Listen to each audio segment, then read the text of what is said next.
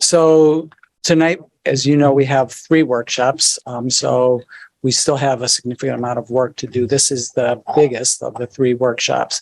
It is sort of a follow-up to our previous conversation about the school selection changes that we're proposing. And so the first part of the workshop is going to review the August 2nd presentation. So I'm going to go through that fairly fast. And then I want to talk a little bit about some of the previous work that's been done, some of the previous proposals that have been before the board and in multiple iterations of that. So we're going to talk about that. And then I also, throughout the presentation, I'm trying to address some of the questions that we've heard either from board members at our board focus 2 weeks ago, or from members of the public that have emailed or called on this issue. So that's the way that this is laid out.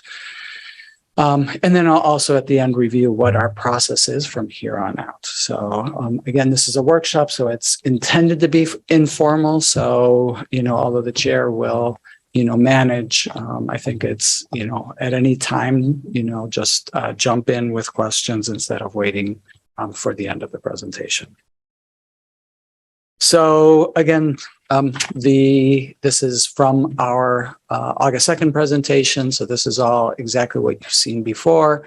A little bit of background, although the idea of school choice has been in place for a long time in Portland. It is important to also recognize that not everybody in Portland today gets their first choice, that there are, consistently a number of students who apply to Casco Bay who are not able to get into Casco Bay. So, when I've heard, people say like, well, you're ending choice, I think it's very important that, we understand that we're not ending choice, and that already today, there are a number of people in this community who do not get their first choice of high school on an annual basis. And, an important background piece is that, as you have seen in the data, and that is at the core of why we're doing this, is that we have traditionally have these fluctuations across schools for a variety of reasons.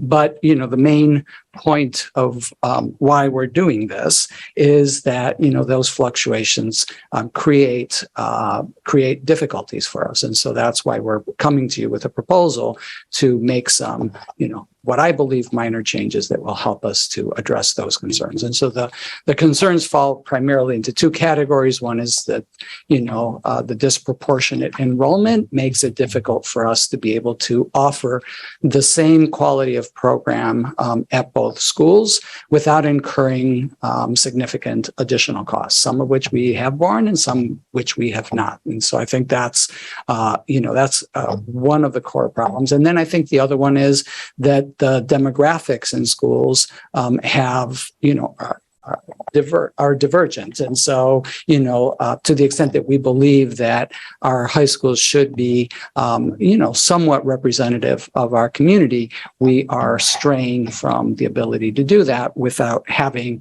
a way to manage for that. So that is, at the core of why we're doing this, which is one of the things that I've heard from a lot of folks in the community is, why are you doing it? And this is, these 2 reasons are the ones why we are trying to make these changes. A little bit, I'm not going to dwell on this. This is a couple of slides that just show, over time, some of those fluctuations. You can see going back to 2018 that, there was, that the numbers were different from what they are today, that the big shift occurred in 2020, and, that we have been in this pattern since 2020 that is continuing to create a, what is a, really significant difference between the total enrollment at both schools. And so you see here what what it was in 2019, what it was in 2020 when the shift, and then how that shift and the continuing smaller freshman class at Deering has created a situation where we have, a full 200 student difference between the two high schools. So as a result of that, you see some of the impact, significant losses in staffing at Deering, increases in staffing at Portland High School, some of those through attrition, some of those through actual people moving. And then, one of the things that that is important to understand is that because Deering is smaller and we continue to have the same staffing at, in some of these areas like administration, social work, and counselors and things along those lines, that the caseload for those individuals is significantly lower at DHS than it is at PHS. And so, without adding additional staff at PHS or reducing staff at DHS, right now the the level, the caseload for those individuals is significantly different. And we talked a little bit about this at the last meeting, so I'm not going to dwell on it. That also has implications in the culture of the schools and in the way in which the schools relate to each other and to the district. And so those are outlined here. We have, since 2019, administered an annual survey to students and also to parents, although I believe we did not do Grace left, but I believe we did not do parents this year, but we administer annual survey to students and parents to find out, the basis on which they made those, their choices. And we find that across the board, whether, for all three schools, it's the same reasons are the ones that they prioritize. It's also the same reasons that they say, are the least important in making the decision. And so this is actual data from the 2019-20, the first year that we administered that. And even though the layout is different, the outcome is the same. The same for areas. My personal preference, academic program, and school schedule are the most important categories for for students making those choices. So I think it's important for, to the point that I made earlier about the sort of, making a choice today does not guarantee that you actually get that choice. And so, in the 2020-2021 lottery, there were 164 students who selected Casco Bay. Obviously only 100 of those students were able to enroll in Casco Bay. So that the other 64, were distributed out over those two schools or, left or whatever the reason. We're going to get into some additional detail on that data later in the presentation. This year, it was a little different. We had a smaller application class to Casco Bay, but still, 126 students that selected Casco as their first choice. So this year, Portland High was the first choice for for almost 40% of our total student body. So just a little bit of where those. Yeah, something on that previous slide, it says 497 students took the survey. What percentage is that of all students? Like, are we missing people in the survey? So I'm sorry, where's Didn't do the math. 497. So it's about 500 students is our class. So this seems like it's a very significant, it's like the overall, population. Where do the students go who don't get into Casco? So this slide shows you that, our students have a 55% chance of getting into Casco. So again, to this point of not everybody gets their first choice, almost 45% of students today, attend their second choice school already if they chose Casco Bay as their first option. And then, just because people ask this question, we also show that it's, there are some students from outside of the district that apply to go to Casco Bay. So those are students who are in, private schools or, in homeschooling situations, and they decide that they want to come into the district for high school. And, only about 15% of those students get into Casco. So you saw this earlier in terms of the high number of students who chose Portland High School this year. You also see that in most years, and it's not universally true, it wasn't true, for example, in 2021, that more students choose Portland as their second choice. So they attempt to get into Casco Bay, and there's a sort of alternative choice is generally Portland High School. That was not true in 2020. I'm sorry, in 2021. I'm not going to go through this. This is the CBHS selection process. And so jumping to the, sort of the why we're doing this. So what is our proposal for being able to attain those enrollments that are closer in size and also less divergent in terms of diversity? And so at the core of it is, and this is a proposal that we're making, with an eye to this year's 8th grade class as they select their 9th grade option for next year. The process calls for students completing their high school choice form as they do now, and for CBHS to continue to be capped at 100 students using that process that I did not go through, but that was in the previous 2 slides. And then students would be moved, who are, sort of after the students are assigned to Casco Bay, the 100 students are assigned to Casco Bay, that from the other students, we would move some so that we can achieve the most evenly distributed classes that we can, being mindful of, the various constraints that we're going to get into. So, and again, one of the things that we believe, and I'll get into this into more detail, is that we will, we will be able to give students their, 90% of students their first choice other than Casco Bay. And right now, as you heard, that it might be less than 90% for the students who chose Casco as their first choice. If they also don't get their second choice, that would obviously make it where, some students are getting their third choice.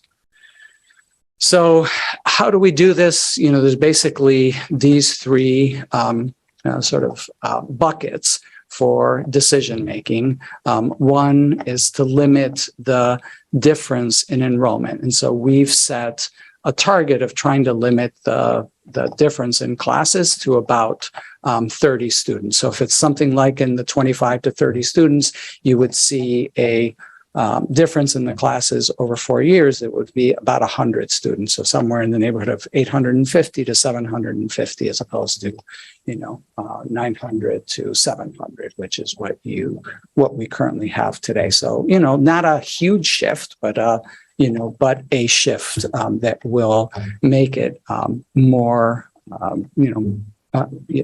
more efficient for us to be able to offer programming in both schools. The next piece is to limit the difference in class diversity composition, and we would do that using a set of demographic variables, things like free and reduced lunch, English language learner status, special education, so IEP or McKinney-Vento. I want to point out that those are the demographics that are currently used at Casco Bay, and we'll get into those in a little bit more detail in a moment, but it's important to understand that those are, that those have been vetted by our attorneys as valid criteria to use. And we also can, and, in fact, as I mentioned earlier, want to, try to cap the percentage of students who do not receive their first choice at 10% of the total students. So that basically is, in our context, a number, roughly 40 students max that would not get their first choice. So on the diversity factors, I talked about what those are. So again, no need to go further with that. And, I think it's fair to ask why not race? And I think there's a number of reasons. We use these factors because it gives us a broader definition of diversity than just using the student's self-selected race. The diversity factors are the same ones that the state uses in its funding formula. So that's another reason why we do that. And I think it's important to understand that, race, race as a self-selected criteria sometimes leaves out students who have many of those other characteristics, particularly some of our Latinx and Middle Eastern students. So it's also important to understand that the courts have limited the use of race in school enrollment decisions. So that's another reason why we are, not using that as the diversity factor. And so this has been vetted by our attorneys as valid criteria. Mr. Superintendent, may I ask a question? On the previous slide with the diversity factors, the second one is students who are designated English language learners. Does that include students who have exited the program? How did you guys do it? Did you use exited EL? Did you consider them diversity factors? Yeah. Yes. Yes. Okay. Thank you.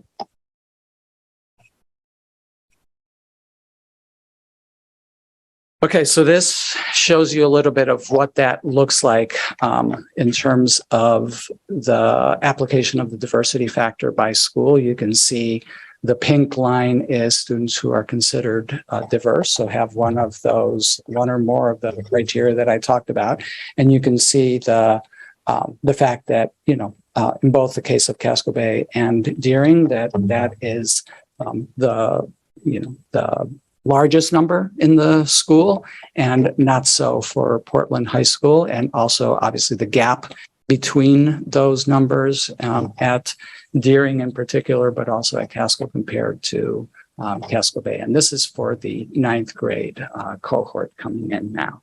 And then I believe we also have that for the school overall. So this is what the percentage of students who have one or more of the diversity factors. So you can see that for each of the schools, the percentage of students that fit that criteria.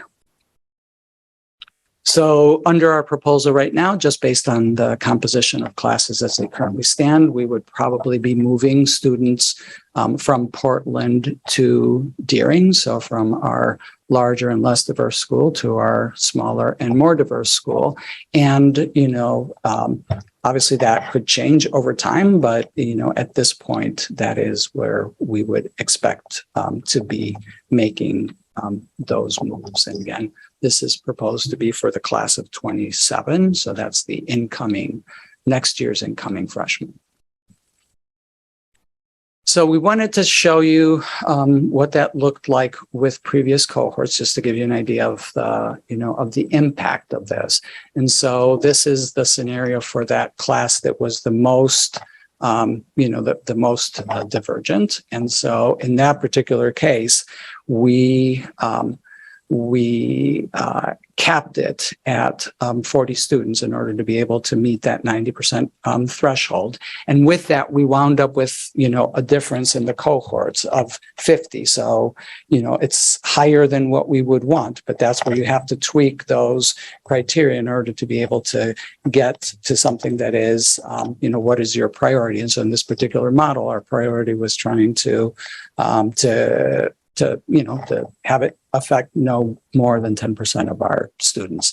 And so with that, moving 40 students, we were able to get the diversity difference between those cohorts to almost negligible compared to, divergence of, almost 30% in the untouched cohort.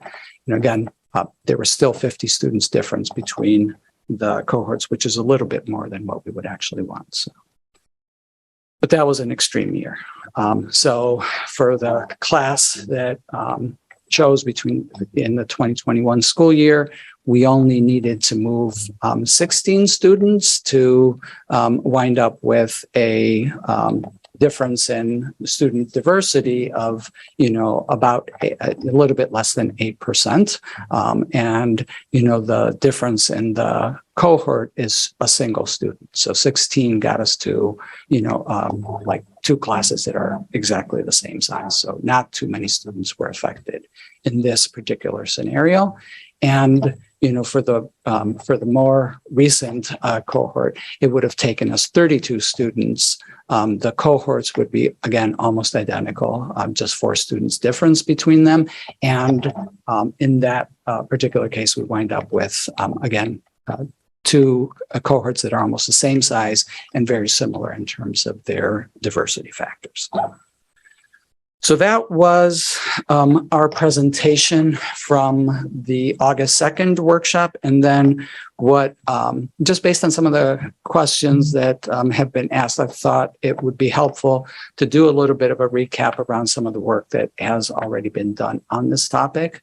So, most notable, I don't know if it's most notable, but, significant in 2018 into 2019.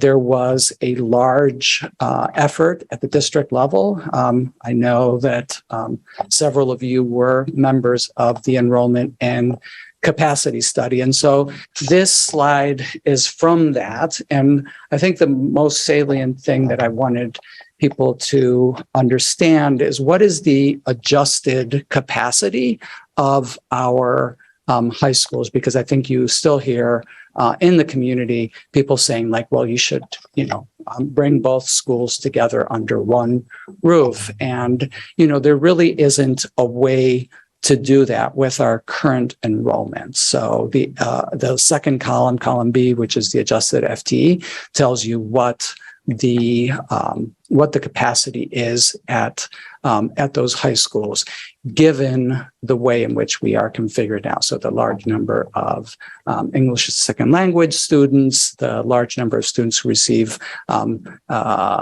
who have disabilities, who are therefore in special education programs and things along those lines. So I think that is important for everyone to understand, that we don't have the capacity to bring everybody under one roof in our current configuration with our current high schools. And so this group of 15 community members looked at multiple options, understanding the data at a very deep level, and came up with a set of recommendations that were derived from the options that were explored. So these were different options that we mapped out and presented, with our outside consultants, presented these to the Enrollment and Facility Study Commission. So they include things like a K-12 expeditionary learning school, a consolidated 10 through 12 senior high school with a grade through 8 through 9 junior high school. So one of those would be at Portland. The other one would be at Deering. We also looked at several options for reconstituting middle schools, realigning them to have equal enrollments, and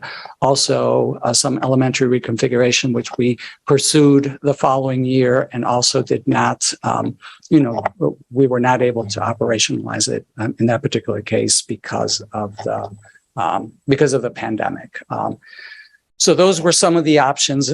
In the end, the Enrollment and Facility Study Commission advanced one recommendation, which was the consolidation because I think it's important to point out that the thrust of that was trying to find cost reductions. And so some of these things were viable and appealing, but they cost a lot of money to do. So, in the end, there was a proposal for the consolidated 10 through 12 senior high school and the 8 through 9 junior high school. And, that was not, that recommendation was advanced. It was not accepted by the board. And we moved on from that.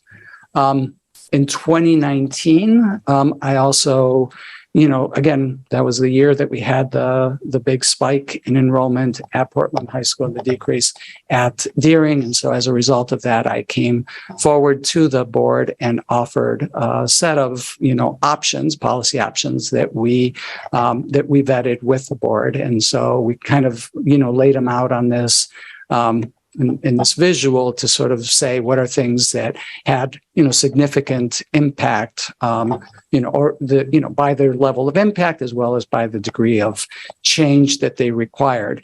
And in the end, we wound up with, and one of those options was the one that we are back with, which is a 3-school choice lottery. But we've also been able to do significant more modeling. So, if you go back to this presentation, which I should have put that slide in here, we knew at the time that it could be up to 80 students that would be affected. And so I think that was, that was a concern for the board at the time. And so, I think with the modeling that we've been able to do, we now understand that that was like a worst case scenario that actually doesn't play itself out. And we've also made some changes around the diversity factors and things along those lines that we had not fully fleshed out at the time. So we wound up from this centralizing the selection process and doing more of a, consistent process across all 3 schools, and as you've seen, certainly has the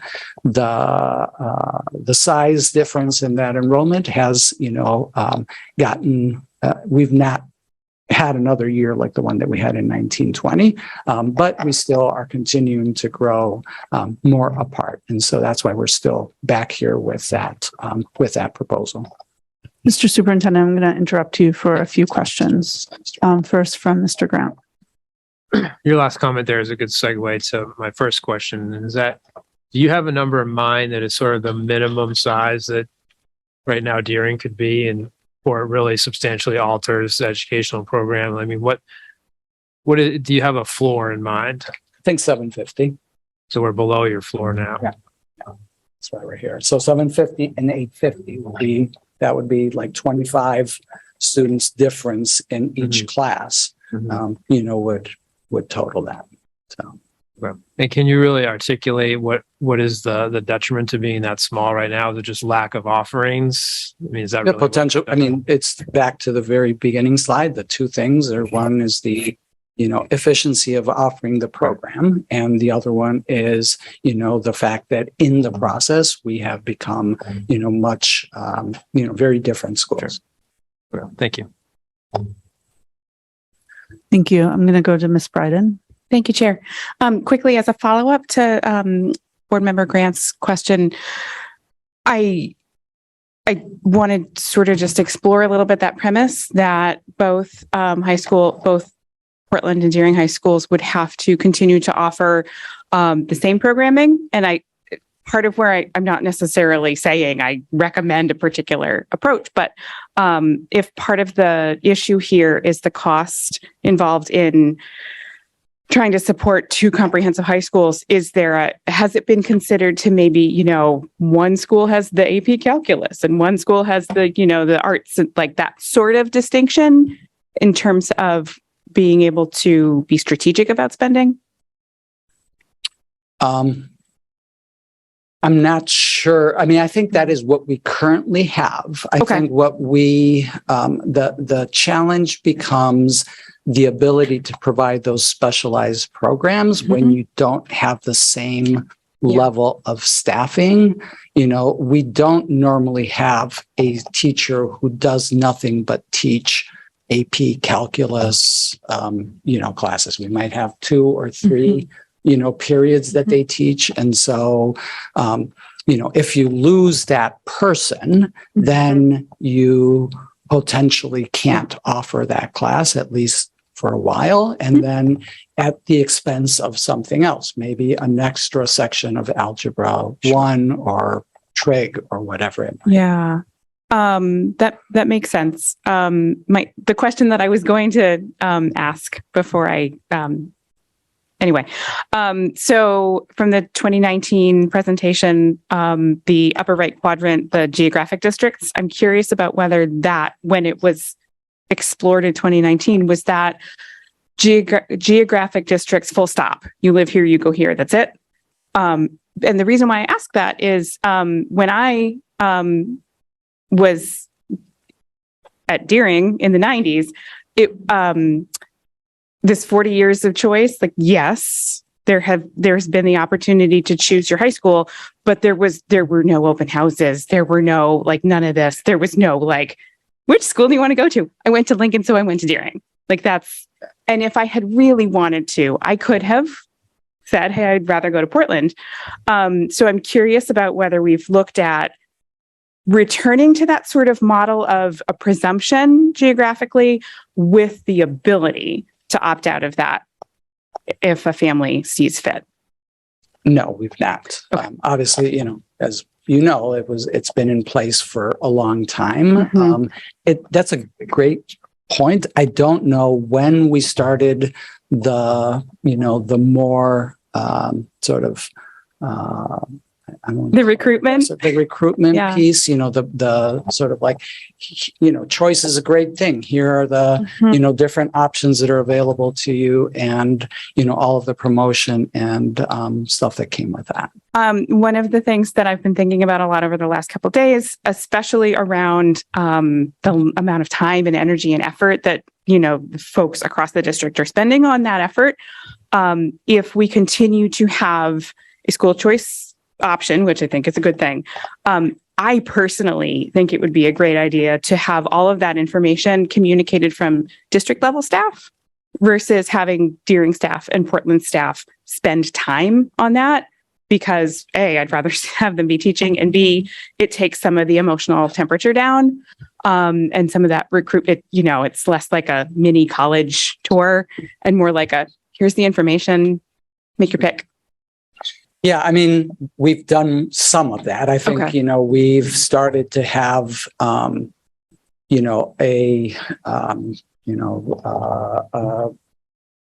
introduction that is all of the schools together. We have helped each of the schools to develop a set of information that's shared and that is consistent across the schools.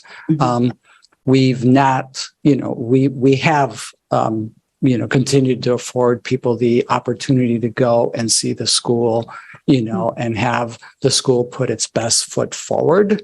But I hear what you're saying. And I do think that in terms of centralizing the current selection process, we could go a step further and do something along those lines. One last question for now, based on what's been presented so far. I'm curious about, so a number of students chose the high school they chose because of the school schedule. And I'm curious about why the two high schools have fundamentally different schedule structures. It's a great question. I can't say why they have them. They've had them for a long time, dating back to the early 90s, I believe, or mid 90s. Where they've gone to the two different schedules. That is something that we are currently, and that's my next slide. Okay. So I can segue to that if you don't mind. I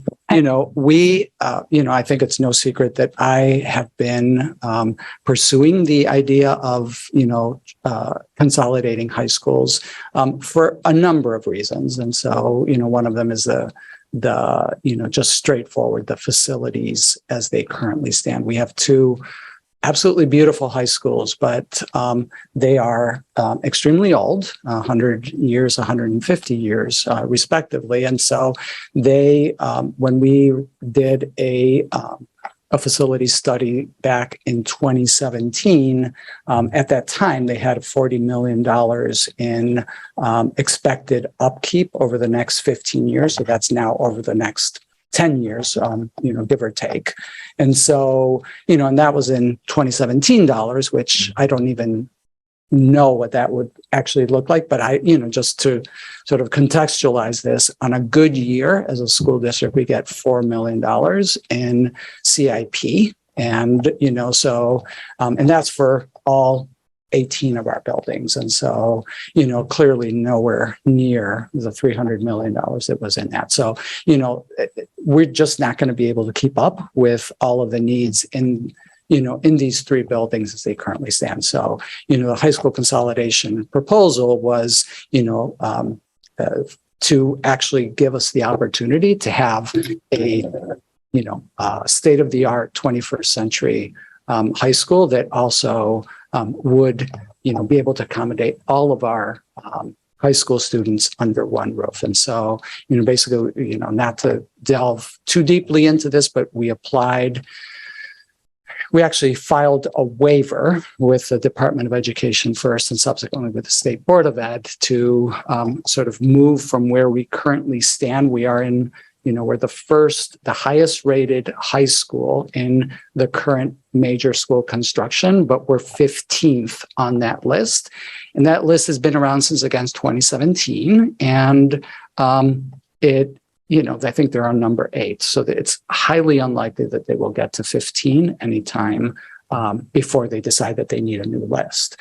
And so there's another program that is called the Integrated Consolidated 9 through 16 school program, which we believe we're uniquely positioned because of the fact that we have a single governance structure. So the Board of Education, as opposed to the way that plays out everywhere else in the state, is that it involves consolidating school districts. And so that means, significant governance changes. A school board ceases to exist and there's a new school board. So it's, basically a consolidation of districts.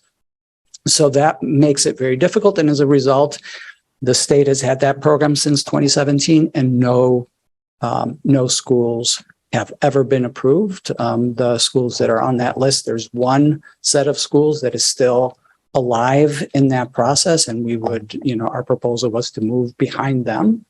So we weren't trying to cut in line. We were just trying to get at the end of the line. That was well received conceptually, but it was rejected. So the State Board of Ed also in the process indicated that they understood that, that it was problematic to have, this competition and not be able to award any actual schools. And so they talked at the time about starting a new competition, which has not yet come to pass. But I do want to point out, and I think it goes directly to your question, that, part of what we have been working on as an administration is trying to build stronger alignment across schools. And that includes the schedule. I think that, both schools recognize that there are aspects of the other school's schedule that is appealing to them. So that is something that, that we are actively working to change so that we have more consistency.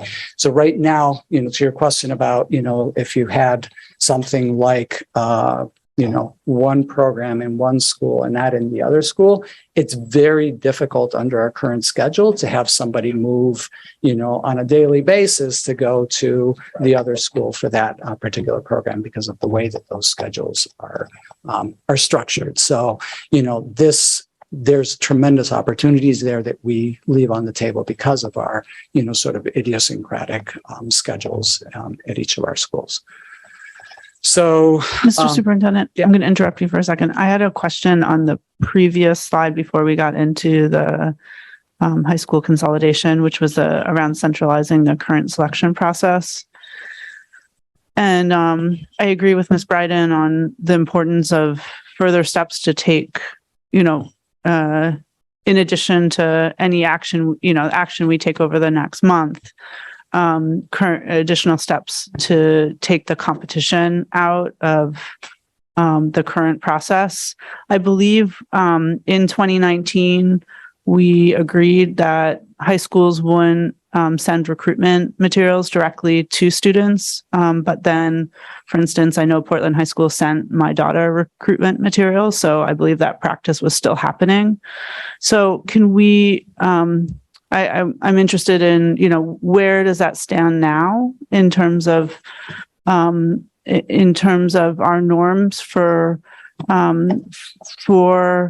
high schools to recruit and the competition around that?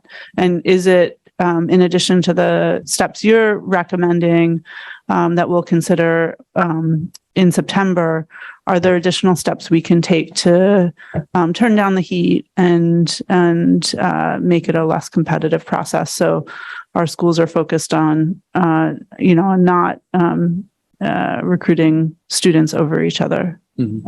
I don't know if Aaron, because I don't have access. Is Aaron on? I know he went home for childcare reasons, but he was going to join us. I don't know if he's back on soon. Do see him on the screen. Aaron, can you talk a little bit about where we stand right now with the selection process and particularly the competition and materials? Hi, everybody. Sorry to transition modalities here. Chair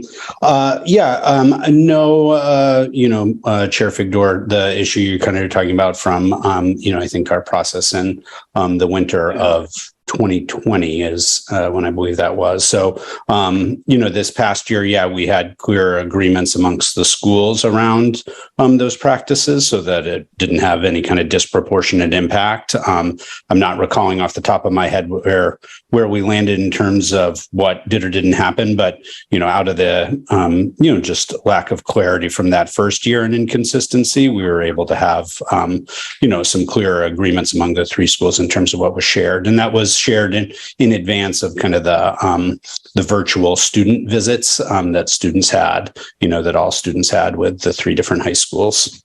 So that's something certainly we can, as is being suggested in this dialogue, we can continue to look at in terms of process for moving forward. Great, thank you.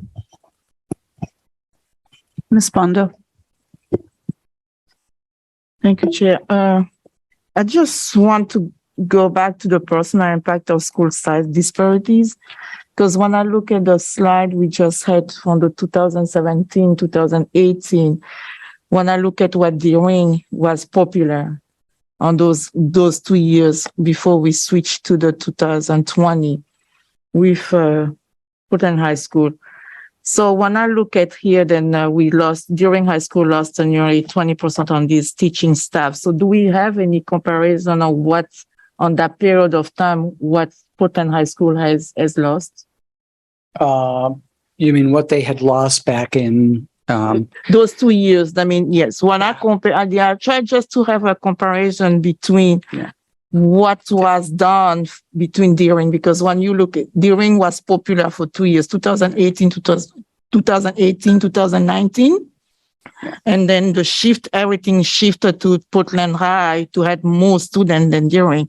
So that means something has done, something was happening at that time. Yeah. And when I look at the personal impact here, then we have here, I see just what during had lost. So I don't want to understand if we have some record on what. I think it's in the packet. And I'm not 100% sure, but I think, I know it was in the packet on August 2nd that showed what the staffing was in 2018 all the way through 2022. And it's basically summarized there. So Deering had 55 and now they have, 45 or what, I can't remember what those numbers are.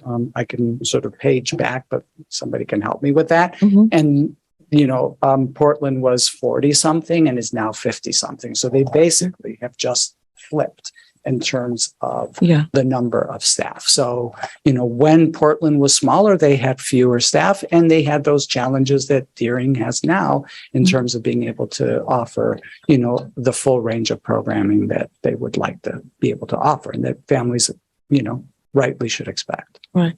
So that means when I see that on the counseling and the caseload, then Portland High School is now more larger student. So the opportunities for services is less for those students, or are we able to serve those students because they have a more larger student but less case workers and counselors to be able to serve those students the way it's supposed to be. So are we balancing those social emotion aspect of the caseload?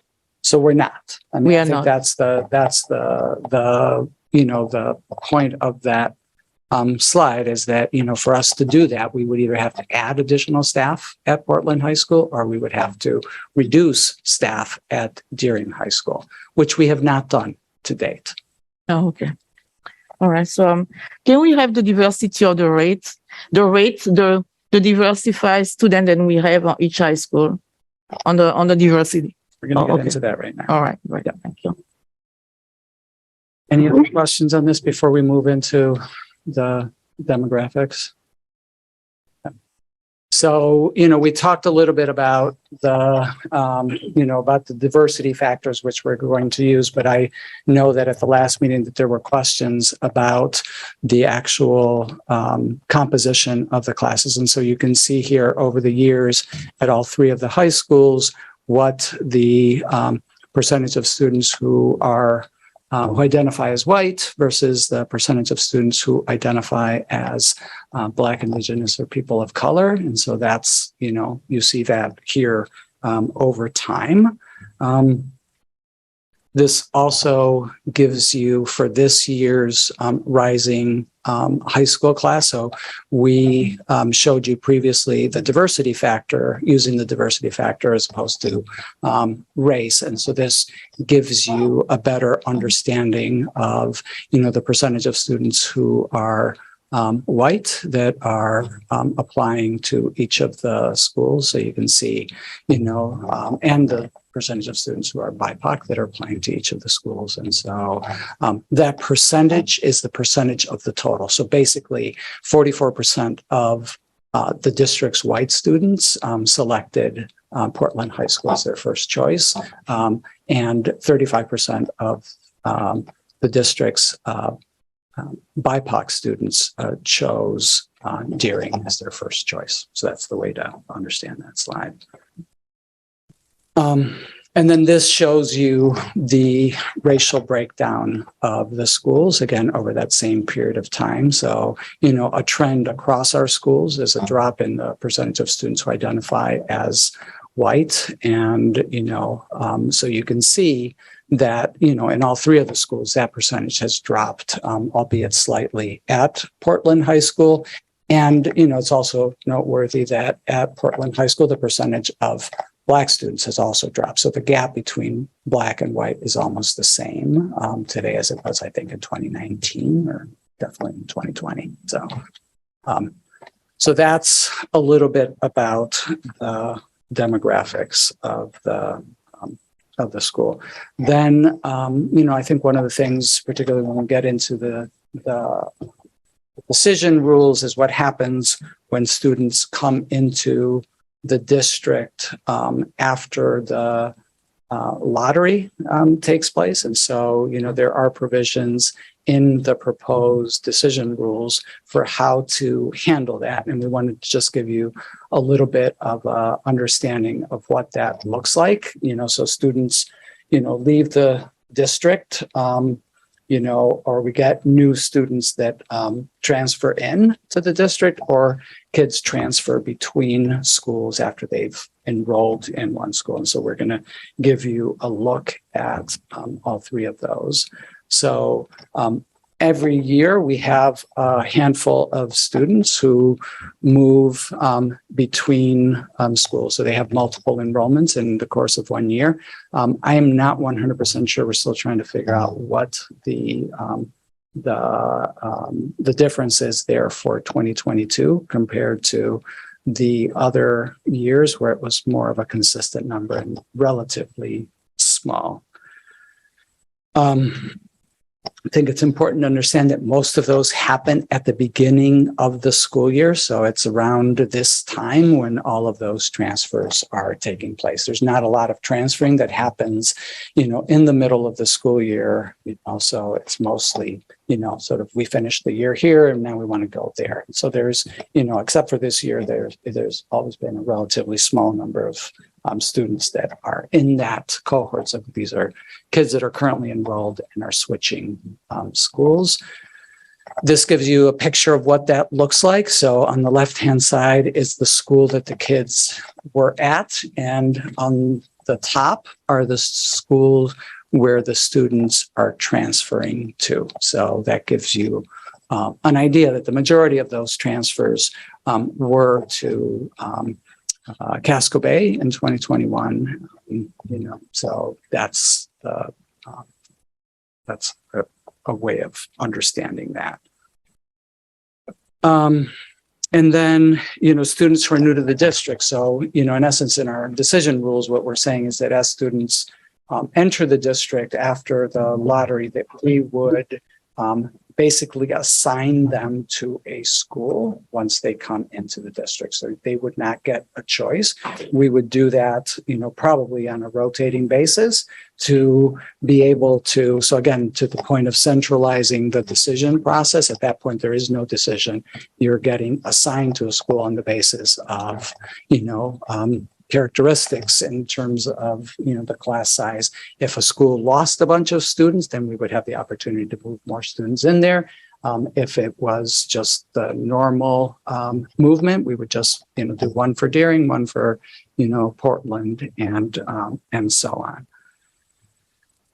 And so this gives you an idea, and, this, I think, we saw some of this during the presentation on enrollment back in the spring, that, there are a number of students who come into the district on an ongoing basis from outside of the country. So this gives you an idea of what those numbers look like and where they were enrolled.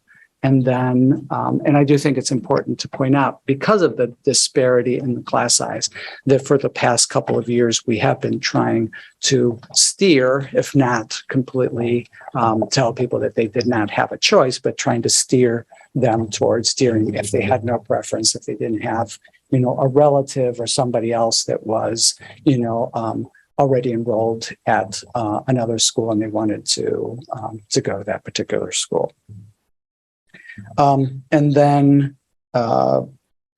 this is the students who enroll from outside of the country. They, again, to my point, right, they have tended to enroll at Deering with more frequency. And part of that is, what we saw earlier about the number of BIPOC students who choose Deering, and it's also the steering that we've done to try to get more students to the school that was underpopulated.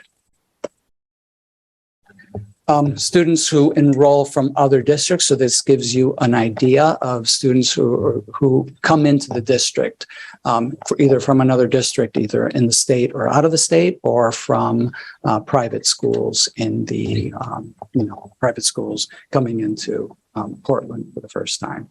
And so this gives you an idea, again, of where those students are going. And again, partly because of our, trying to direct people in that direction, most of them are, the majority of them have been going towards Deering in the past few years. And so that's what we have. Just want to sort of recap what the process is for this work. So we've got this workshop today. We had the board focus on August 2nd, and then we're scheduled to have a public hearing and a first read of the proposed change at the next meeting, which is on September 6th. And then, we would like to bring it for your consideration and action on September 20th. And so again, just to recap, we intend this to be, in September, because for us to actually be able to execute it with the class of 27. So the next year's incoming freshmen, we need to be able to start putting the pieces in place at this time. So that's it. Thank you so much, Mr. Superintendent. Ms. Bondo. Thank you. Thank you, Superintendent, for the presentation. I just want to go back to the last slide, students from other district.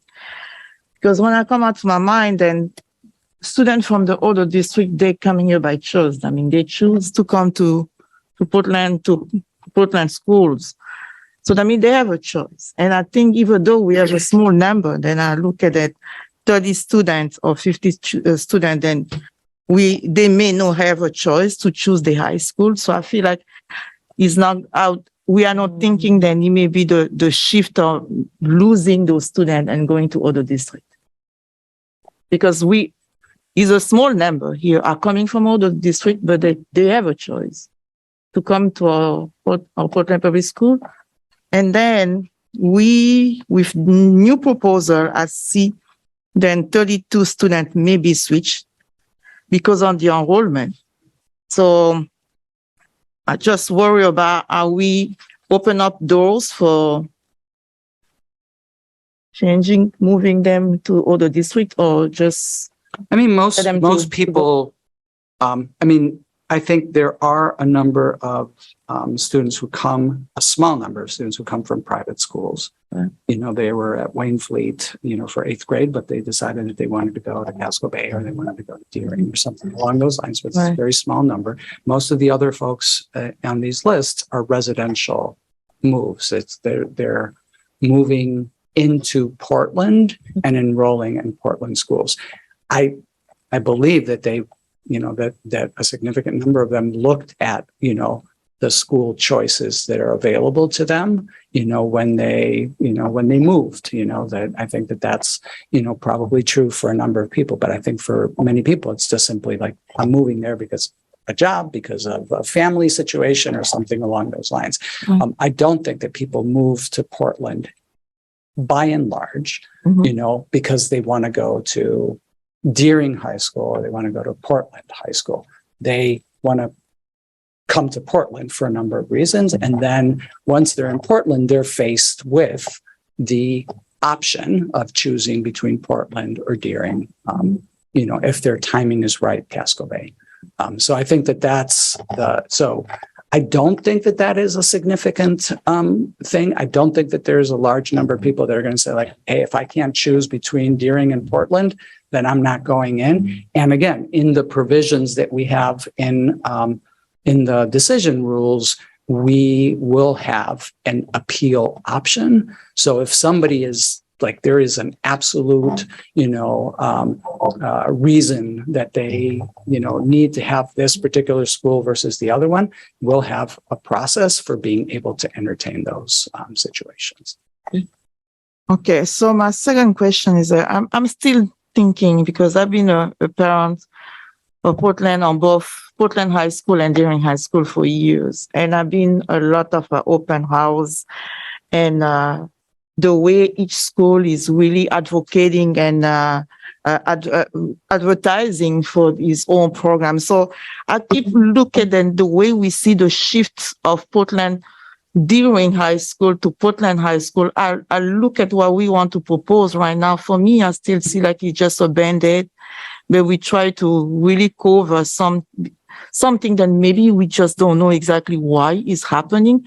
So I try to see if we can really try to understand the way what Portland High School has done on that time when Deering was popular and the shift arrived. So what Portland has done to try to recruit or to advertise more and having those students coming back to Portland High.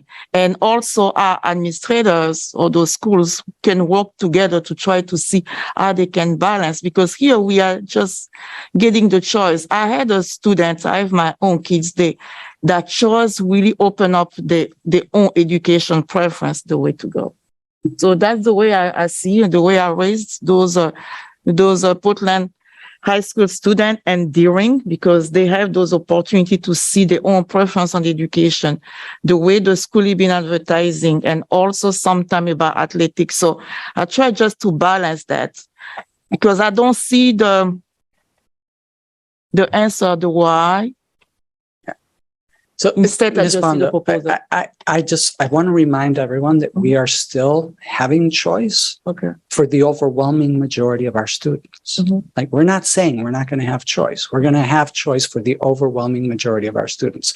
There are lots of reasons that those Okay. fluctuations have happened. We're not trying to deal with the reasons why they happened. We're trying to prevent, us from having these wild swings and winding up with buildings that are as different as they currently. Yeah. But when we say the overwhelming swing, I mean, there is a reason why. So if we all the time say we don't want to go to the reason why, so that means we're never going to solve that But because if we we just don't holding have the the enrollment. controls put in place, we're always just looking at, oh, it happened, and now let's prevent it from happening again. But the swing has already happened. So unless you have the controls, unless you give us the mechanism Mhm. to be able to manage for that, then we wind up with, oh, wow, this happened. And now we're stuck with it for, at least 4 years until those classes balance themselves out. And those things don't quite happen on a, sort of on the next year, oh, we're back to normal. So that's why we're asking for the administrative tools to be able to manage the system efficiently, both in terms of programming and in terms of demographics. That's what we're trying. And otherwise, we're just going to be staring here in arrears, looking at, oh, wow, this year we had, this large number of students who applied, to go to, or who selected going to Deering. And now we've got this wild swing in the other direction. Yeah. It's still debate. I can still debate on that because I still don't see on the same view, unfortunately. Ms. Bondo, can I also add that, I think we know, those of us that were on the board in 2020 or saw the enrollment and shift so dramatically in 2020, know that there were unfounded rumors that led to essentially white flight from Deering to Portland. Those were unfounded rumors, and they circulated a lot in the community, but were not true. So I think we also should be forthright about what has fueled some of these demographic shifts. Thank you. And I think that, on that point, that's where, we saw it happening, and it was watching a slow motion, train wreck. And so giving us this tool prevents that. And that's why we're here. That's what we're asking for that. Thank you. Ms. Bryden. Thank you, Chair. I'm curious about whether whether anybody has looked at the numbers and modeled out what would happen if, so let's say 9% of a particular class doesn't get their first or second choice school. And instead of using an appeals process, those families just decide to unenroll and go to a different school or, move to a different town, go to a private school. I'm curious about how you would see that playing out in light of other conversations I've heard about declining enrollment generally. Obviously, we can't model that out until we do it, right? So, we can track that once we do it. I think part of these slides are there to show you that there's already movement that happens. People come from other places. People from Portland move to other places, even though we have choice. So, that will continue to happen. We can, track and see what it is. I think it's also important to understand that for the most part, our enrollment at the high schools has continued to be steady throughout. So when you hear about, decreasing enrollment, that has not been at the high schools. Is that at the elementary schools? Okay. Thank you. And also, I just add that we have data in here looking at the students who don't get into Casco. And right now, on average, students have only a 55% chance of getting into Casco. So we have a big cohort of students who aren't getting into Casco, and we have data here that shows that They're largely. Yeah, no, I was concerned more about the families that are looking at their third choice school. And which again would be We don't, a it might, handful. yeah. right. Okay. Thank you. Mr. Grant. Can you just give me a simple background on why Casco Bay is capped the way it is? Is it like because of the facility or just the program decisions of the folks who run, or some of both? I think it's the latter. So I think Okay. it's the program decision, the way that the school is structured. And then, they have a facility that accommodates that. So, but I think if you, and I have spoken to, principal peers, the school was designed to be, the way that it is. And by design, you're talking about the program, not the layout. Right. That's right. The program, the way in which they organize the number of classes that kids have, the level of the crew structure, all of that stuff is those are the fundamental building blocks of Casco Bay, and 400 is the top end of that. And has it always been that way? I 400. mean, they had to work their way up to it because they, It's never been obviously more than that. since they got to 4 classes, it's been 400. Thank you. Ms. Tew? I just wanted to make a comment. I understand why you are setting priorities with people coming, or students coming in to the district from other countries, to Deering and to Portland. But I just distinctly remember something in a past board meeting, either about Deering or Portland, that the students, especially with the protests that happened, that there was like a segregation, like voluntary segregation of, the different students. And, I just wanted to make a comment that, stuck out in my head. And I just, was curious about that. Yeah, I'm not sure I remember it in the context of the protests, but I do. I mean, I think the data shows that our schools are becoming increasingly segregated. So, there is, there's the slide that shows the gap between, students with diversity factors and no diversity factors at our 3 schools. And you can see that they're very different between Portland High School and the other 2. So, that is in fact segregation that is occurring. Yes, Ms. Bryden, go ahead. Just a quick follow-up question. How much of that is attributable to the incoming students who are arriving from foreign countries? Or is that negligible? It's not negligible. I think it's, if the schools were the same size, we would be distributing them evenly. But because Deering was so much smaller than Portland, we've been steering more of those students. But that's also true for students coming from private schools and so on. So.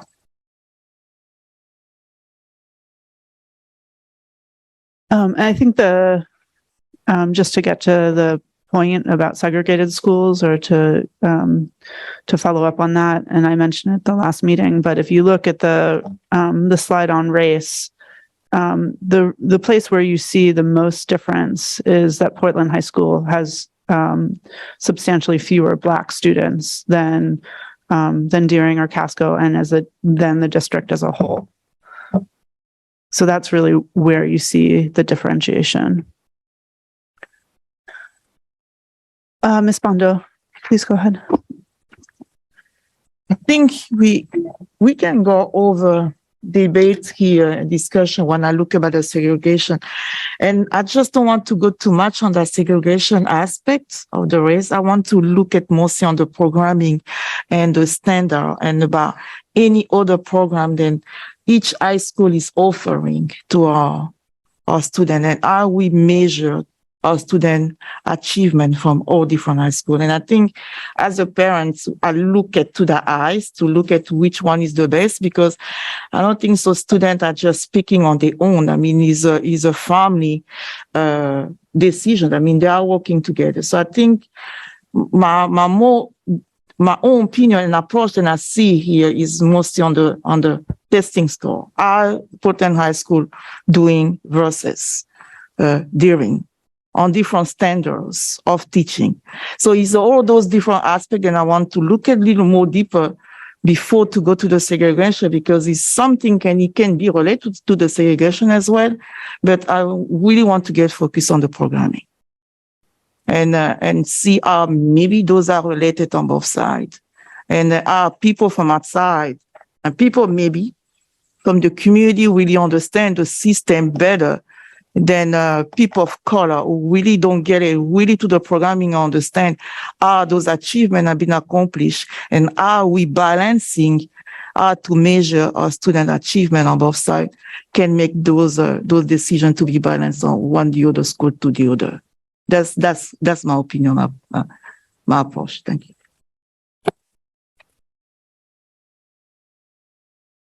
Okay. Okay, if I speak? Yes, go ahead, Board Member Burke.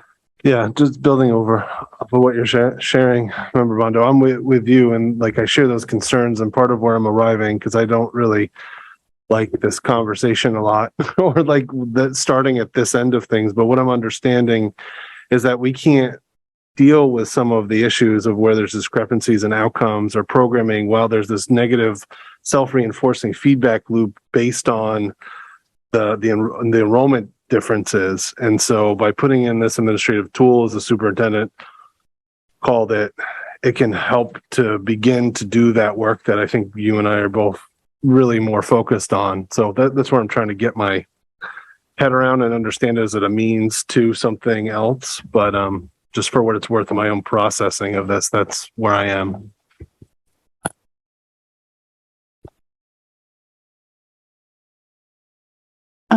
Okay, so just to Miss Lentz. Just what is there more to present, or that's it? And so now is the time for all questions. Is that correct? This is the time for questions. We're about to. Yeah. Could I ask? Please go ahead. Okay, sorry, I was just unclear how the flow was going. There's two pieces that I have been really perseverating over, which is after our students graduate high school, they have another really big choice about what they're going to do next, and they don't always get their first choice.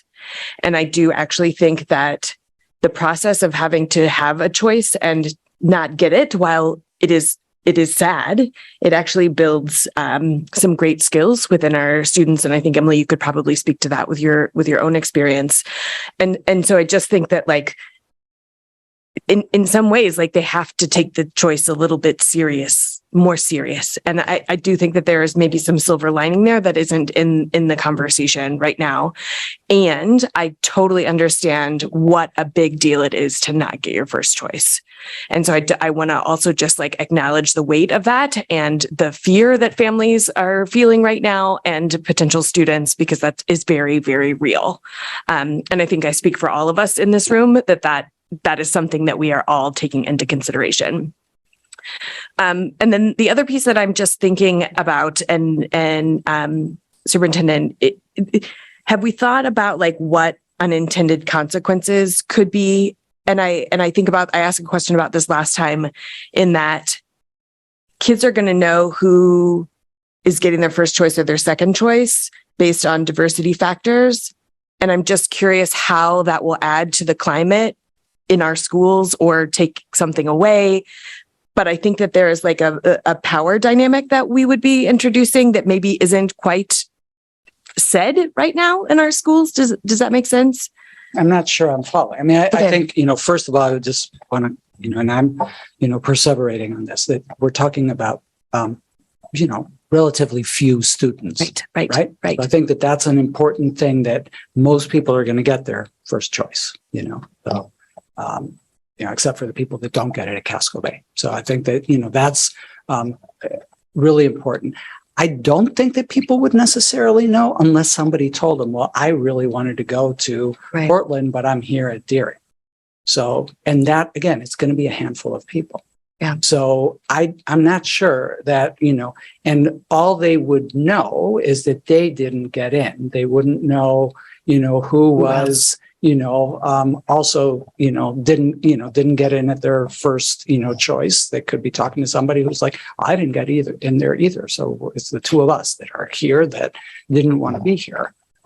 So I'm not sure what the power dynamic are. Now, we've deliberately said that we wanted to not move students who don't have diversity factors, but that's because we have to choose one or the other. Right. Like you can't do both, if the numbers turned out. And this was a question that was posed by the Press Herald. Well, what would happen if, the school that was smaller was also the least diverse?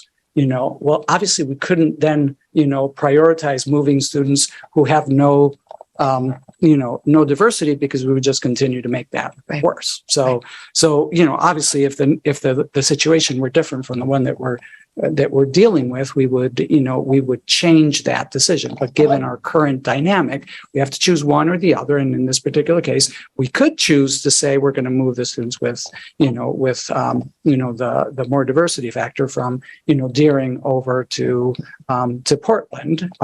But that would be, that is not consistent with our values, of trying to prioritize, not this, actually disrupting those patterns that, that those families are consistently experiencing. Thank you. That helped me process a little bit more. And then just one thing I've heard from the community a lot is how siblings will be moved through this process. Yeah. And I mean, there is no uniform answer to that, because there are, we had a couple of years ago triplets who had two in one school and one in the other. So, there's not a guarantee, but, that would be one of the appeal circumstances. Certainly at Casco Bay, sibling preference, if you have a sibling at Casco Bay and you want to go to Casco Bay, then you're given preference, and that's, that's a guarantee again. So. All right. Are there any other questions from the board? Mr. Youssef. Thank you, Chair. I just have a comment about,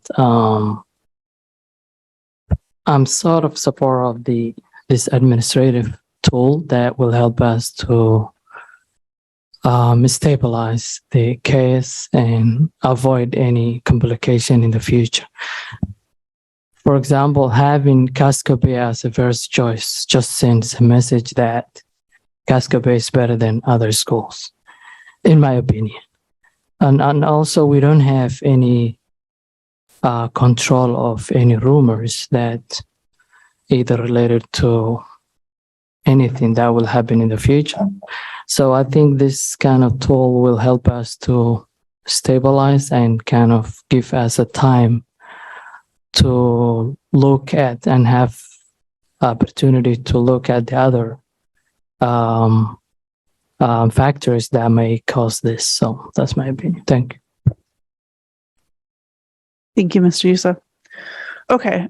Just to close this out, I want to reiterate that we're talking about maintaining high school choice and having just a handful of students who choose Portland or Deering as their first choice, not be able to get that first choice, but just a handful of students. And students in the district already have the experience of not getting their first choice if they choose Casco and aren't successful in being enrolled in the Casco class. In terms of next steps, as the superintendent said, we're going to have a first read on the resolution at our next meeting. I want to encourage board members to look at that resolution and to send myself and the superintendent any feedback on it. I know myself, I think I would like some more specificity in the resolution, which I see as pretty open-ended at this point. We'll have an opportunity throughout the process. So next week is just first read, and then the vote on the 20th at the end of the month, or towards the end of the month. So there's more opportunity, but I think the sooner that we hear feedback on the resolution and can understand where board members are coming from. Of course, we have important public hearing opportunities at our next meeting and at the meeting on the 20th, so we can hear more from the public about their feedback. And we'll use that to finalize our next steps or finalize the resolution. Yes, Board Member Grant. Just a procedural newbie question.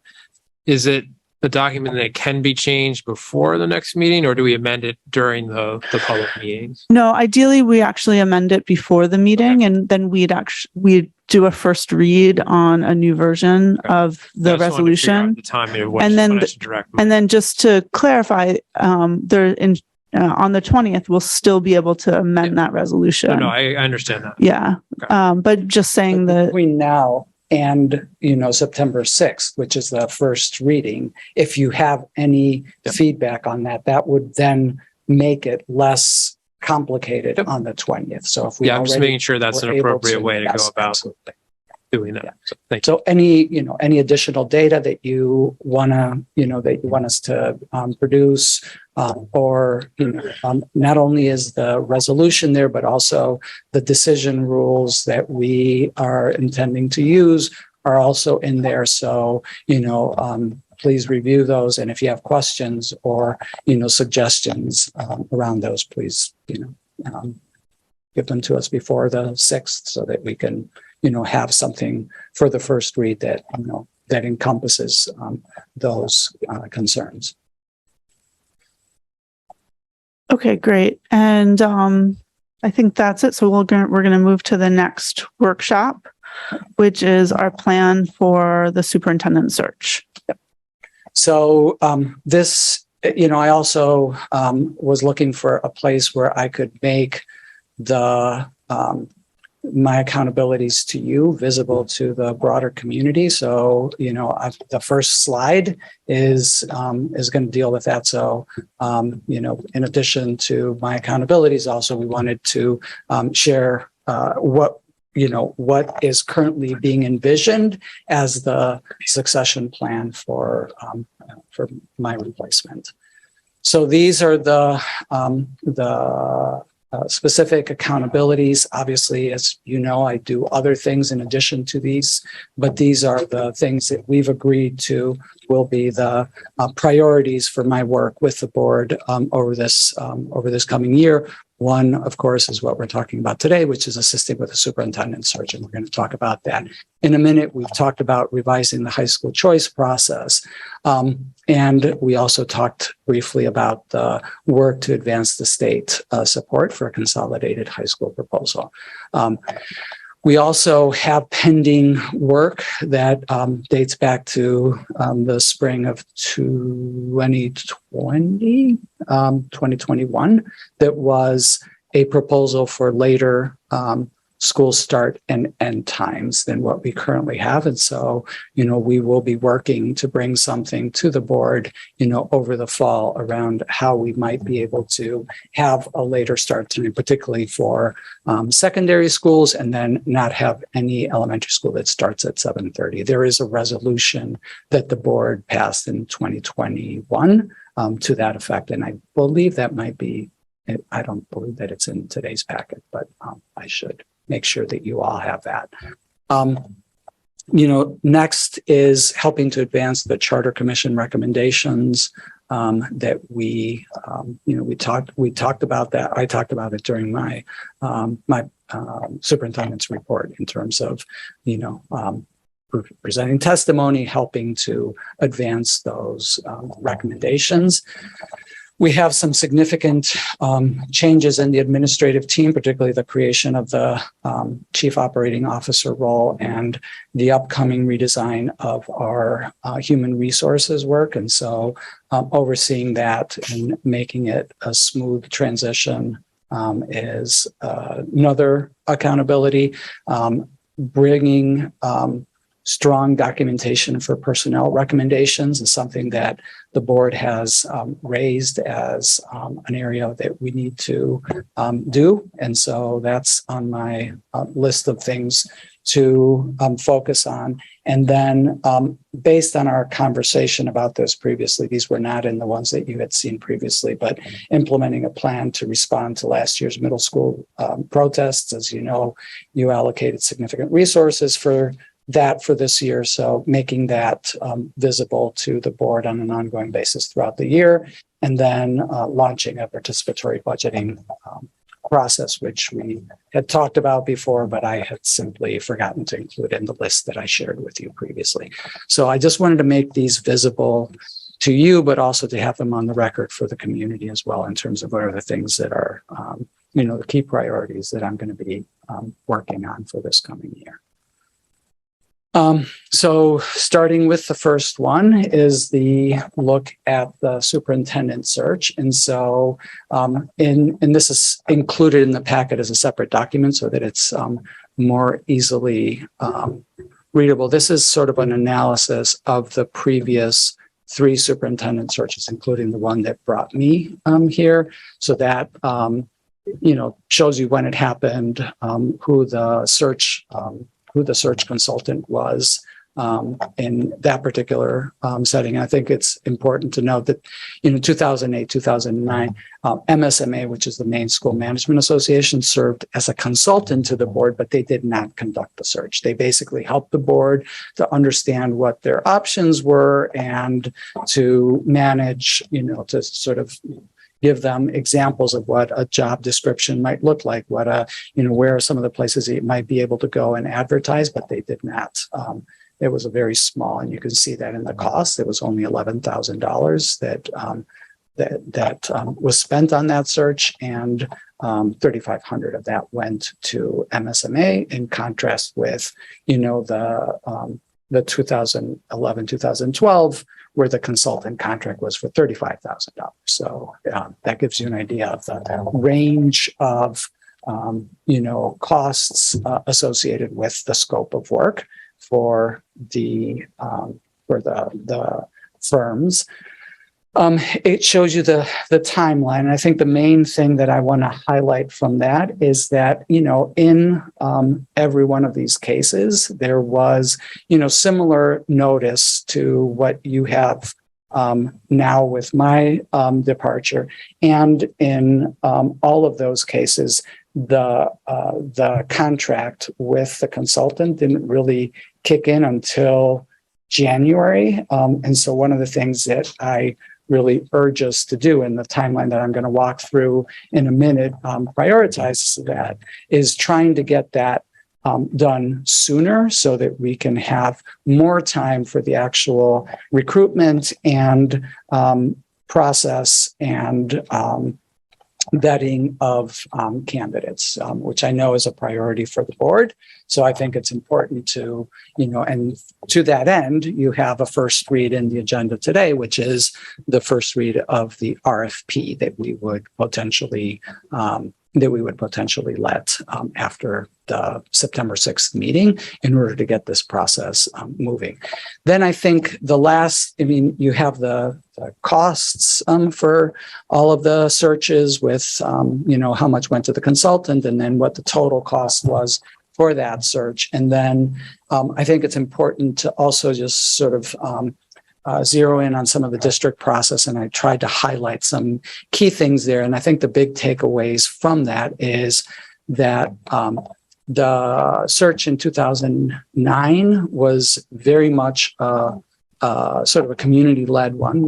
There were 21 people on the interview committee, on search committee, in contrast with the last 2 processes where it was very much within the board. And so, I know that that's not the board's intent. And so we're going to talk a little bit about what that might look like. And that's not to say that there weren't other people involved in the search. I know, personally, having, gone through the 15-16 search, that, when I came for the second round of interviews, that there were multiple opportunities to engage with people in the community, and that, the board collected information from those folks that I interacted with. So whether it was the community forum right here at Casco Bay, or whether it was a meeting with a large number of stakeholders, or a student interview, that at the end of that, the board collected, information on the, how the candidate did in those sessions. So it's not to say that there wasn't other public engagement, but the actual search committee itself was very much located within the board. So, so the recommendation that I'm bringing to you is that, that we actually go ahead and move forward with finding a search firm to manage that. And that's for a number of reasons, and those are sort of laid out in that first box. And that is, one, it's consistent with the past two searches. And I think most importantly, it recognizes the limitations in capacity that currently exists within the district to be able to do aspects of this, like recruitment, and the in-depth vetting of candidates is something that we just do not have the resources in district to be able to do. We have the network and we don't have the resources. I know based on my conversations with board members that that there's a commitment to continuing the work around equity that we've started. And so, I strongly recommend that in the, and I think it's reflected in the draft of the RFP, that we prioritize reaching out to and attracting firms that have a strong understanding of what it takes to be an anti-racist organization and, have access to candidates who also have that understanding. And, so I think that that's important. And then I also think it's important that the RFP specify that there is a commitment to cultivate a local candidate pool so that there are people currently in the district and in the community that could be amazing leaders for this district. And so while it's great to have a pool of, candidates from outside, I think it's also, we also have an opportunity to really have that search firm vet internal candidates that would make good candidates for the superintendent. So the request for proposals that's in the packet is built off of other RFPs that have been issued by other districts. Those were provided to us by Drummond Woodson, and the RFP that you have reflects those parameters in the previous page. So if that's something that you don't agree with, which I know that you do, but if not, this is the time to make adjustments to that RFP in the same way that we talked about doing that with the choice proposal. So when you review it, if there are things that you would like to strengthen or remove and things like that, that would be, that's something that we're going to be discussing at the September 6th meeting. So if you have suggestions ahead of time, we can log those and have that be a part of the conversation. And then the way that I'm conceiving this, that gives us an opportunity to merge with the appointment of a search committee that is more, that is representative of the community at large. So, it is currently designed to go out in early September and have the responses come back mid-October. And the mid-October piece is important because I know that, consistent with a desire to have a strong engagement and transparency, that what, Chair Figdor and I have talked about is, having a search committee that has 5 board members and 7 members of the community. And those members of the board members would be appointed by the chair. The community members will be appointed by the board. And would be selected from, applications for that role, and would be vetted by the districts, by the board's appointments committee. So the appointments committee is an ad hoc committee that only meets when there's appointments to be made. So there obviously would be appointments to be made at this time, and so we would convene that. And so, if we move forward with this, then, the idea is that those two processes would merge at the time that and I can't believe how bad this looks on the screen. That's what happens when you move it from PowerPoint to Google Docs at the last minute. So that actually is September 7th through October 18th for the appointment of the search committee, and September 7th to October 14th for the search firm contract. So those two would merge at around October 14th. And at that point, it would become, the process would be owned by the search committee as opposed to by me. So I think that's the goal of this, that I would step outside of this process at that point. Thank you, Mr. Superintendent. I'm going to jump in. I don't see any hands up, and I have a question, or I guess a comment. I'm very supportive of all elements of this plan. My one concern, or just flag in terms of the schedule, is it's a very tight schedule for the appointments, to make the appointments, the community appointments, I think. Or just if we wait until the 7th to get started, it will be a tight schedule. So I'm wondering if we, between now and our next board meeting, when we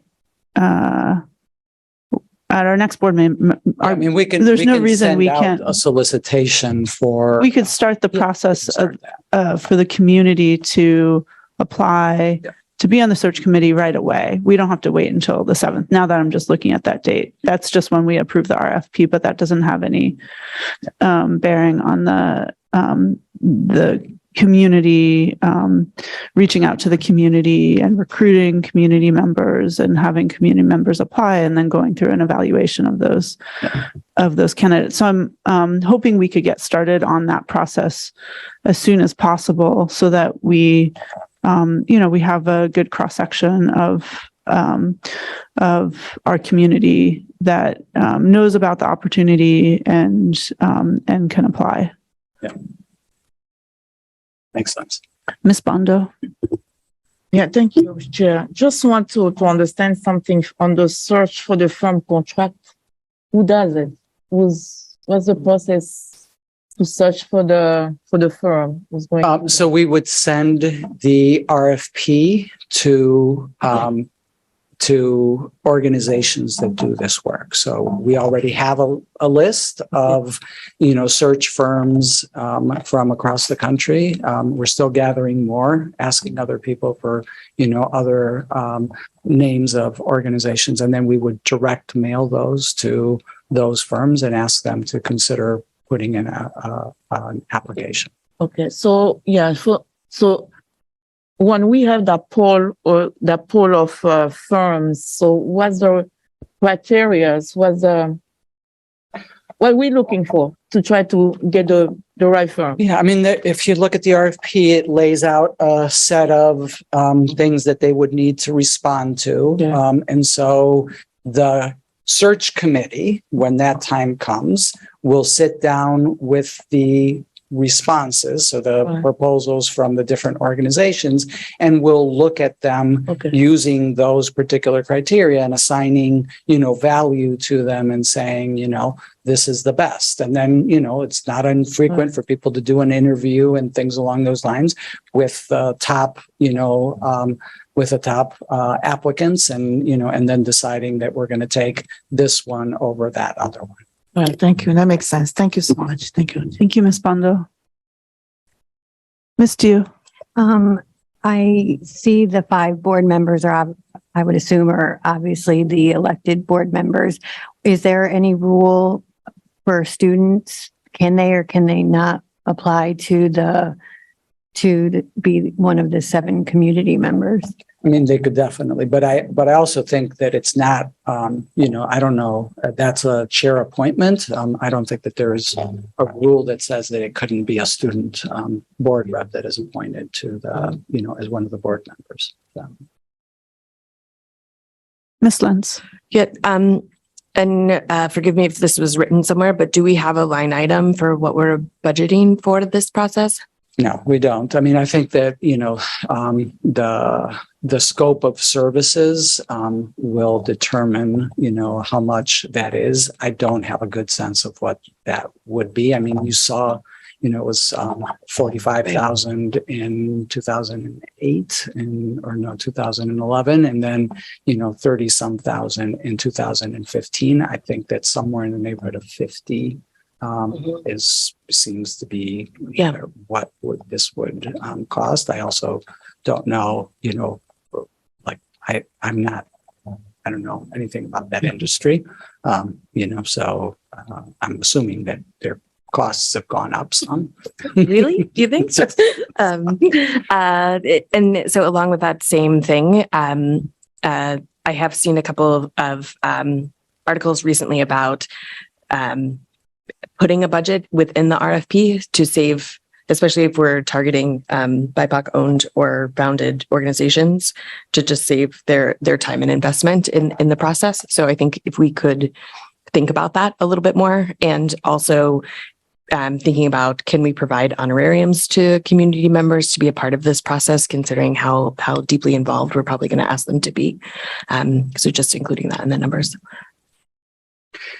Those are good suggestions. I think I can informally ask, some of the search firms that are out there that, what would this scope of services cost? I can also ask MSMA and, also ask the districts that we patterned our RFP after, what they wound up in terms of budget. Awesome. And I just think overall, I am really excited about the process that's been lined out and the thoughtfulness, and it makes a lot of sense to me. Thank you, Ms. Lentz. Ms. Bondo. Just a follow-up question what Ms. Lentz just mentioned.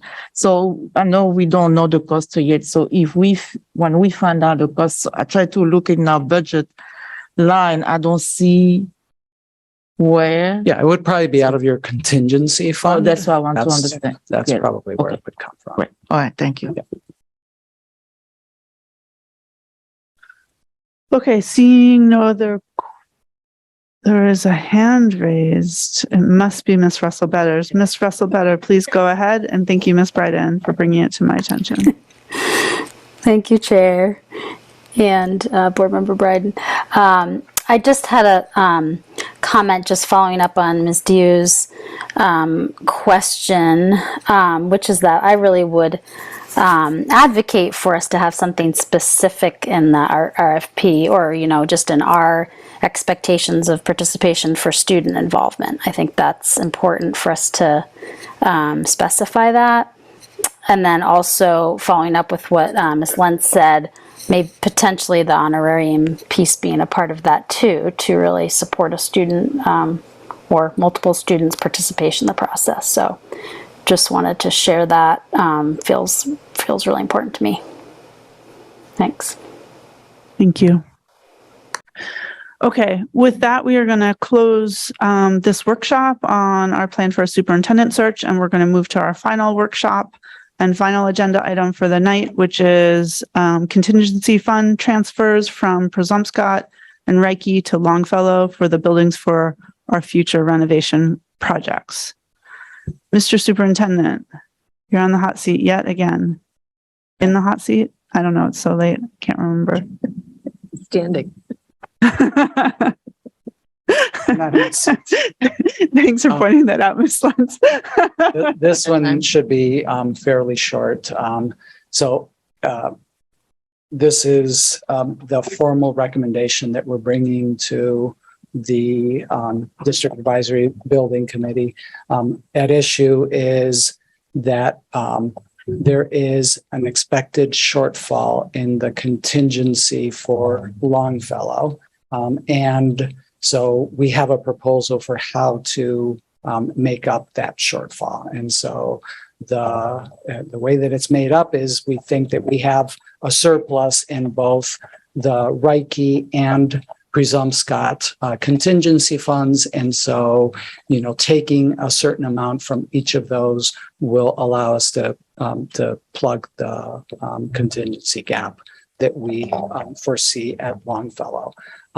I don't want to go into a lot of detail about why there's a shortfall in the Longfellow one, because that's really sort of the work that the DABC is going to be looking at. If you are interested, there is in the slide deck that is what the DABC is going to be looking at on Thursday, details around what are the types of things that, not the types of things, but exactly what things have tapped the Longfellow contingency. And so, that's where we are. And we expect that, the only alternative to doing this would be to further scale back the scope at Longfellow or at the combined 3 schools. And because we believe that we actually are in a good position for both Reiche and Presumpscot to come in on budget, I do think that it's important that you understand that, even with this, we had to borrow from the FF&E line, which is fixtures, furniture, and equipment, in order to be able to fund the projects after we got the bids back. And we still will return some money from those contingencies. To that, about a third of it will come back. So this is a little bit more detailed, how much remains in the contingency at each of the schools. So 65,000 is all that's left at Longfellow, and our projection is that they'll need 471,000 in order to be able to finish the project, where we only expect that Reiche will need another 68,000 to be able to finish the project in terms of contingencies. So that's how we arrive at that, and that will leave us in the end with about 300,000 that can be put back into the project to support those fixtures and equipment costs. I think we have other things in here. That's the original budget amount for the contingency at Reiche and the contingency at Presumpscot. And so we're taking out a certain amount based on the how much that represents of the total contingency. So that's how we arrived at those specific numbers. And this is just the process. So we have it on a first read today, even though the DABC has not actually made its recommendation, but we are in a time crunch to be able to execute on moving the money over to pay for some of the Longfellow contingencies that are sitting out there right now. And so we need to have a direction. We expect that the DABC will see this as being the rational, best way to do that. So we expect that they will approve this recommendation. And so you will have actually seen the first read of what will be approved by the DABC. If not, we will have to adjust the timeline, but I expect that I feel confident that given the lack of choices, and I think the rational nature of this recommendation, just the way in which this project has been moving in the spirit of collaboration across the 3 sites, that will not be an issue. So, again, we hope to bring it to you on September 6th for your vote after it's been vetted by the BLAC. And, that's the plan. Thank you, Mr. Superintendent. And I just want to underscore that if anyone's interested, any board members who aren't on the district level advisory committee who are interested in getting into some more of the details about the need to access contingency funds so far at Longfellow, you're very welcome to attend the DABC meeting, which is at 6 p.m. this Thursday. Are there questions on this presentation?